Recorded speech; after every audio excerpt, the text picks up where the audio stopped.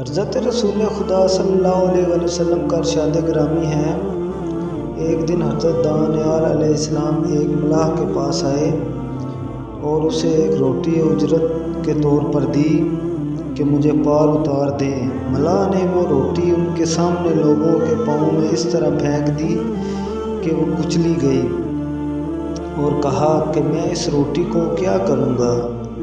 حضرت دانیال علیہ السلام نے اپنا سر آسمان کی طرف بلند کر کے عرض کی، پروردگار عالم، نے دیکھا کہ اس بندے نے روٹی کے ساتھ کیا سلوک کیا اور تو نے سنا اس نے کیا کہا۔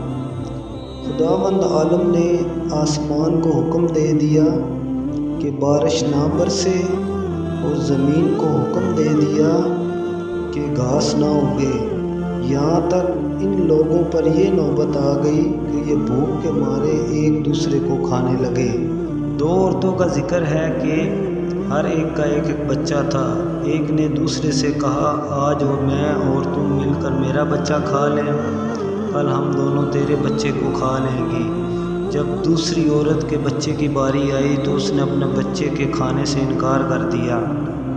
اس پر جھگڑا پیدا ہو گیا اور یہ قصہ حضرت دانیال علیہ السلام کے سامنے پیش ہوا۔ حضرت دانیال نے دریافت کیا کہ اب لوگوں کی نوبت یہاں تک پہنچ گئی ہے۔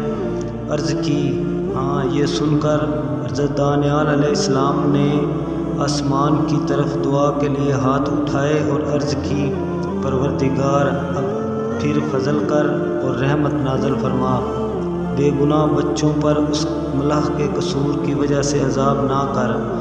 اللہ تعالیٰ نے آسمان کو حکم دیا کہ تو میری مخلوق کے لیے وہ نباتات پیدا کر اس مدت میں ان کو نصیب نہیں ہوئی ہیں، کیونکہ مجھے اس معصوم بچے کی وجہ سے رحم آ گیا ہے۔